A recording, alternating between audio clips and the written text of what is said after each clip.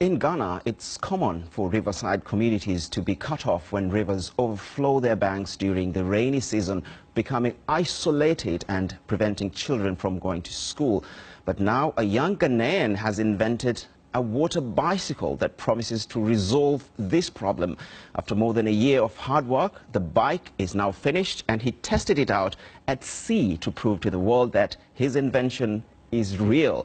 The BBC's Thomas Nadi went there to find out for himself. I went to Takoradi Beach in Ghana's western region, where a water bike is on a test ride at sea. It literally floats on water and promises to revolutionize transportation in this part of the country. There I met the young inventor, who explained his motivation. My name is Frank Dakon, and I live in Takoradi. I have been able to design a bicycle that can be ridden in water, and this bicycle is going to solve problems such as children who swim before they can go to school in our deprived villages in our countries. I was watching a documentary in some years back, and I saw school children swimming across the river before they can go to school. When I saw that, I was very sad. So I told myself, what can I do to help these children? And I started thinking, and finally I got the idea of making a bicycle that can be ridden on water.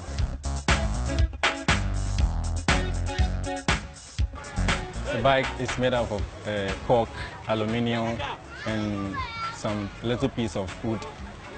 The cork makes it able to float in the water. The propeller pushes through the water, and the chain, as we know in normal bicycle, the chain propels the rim in the water.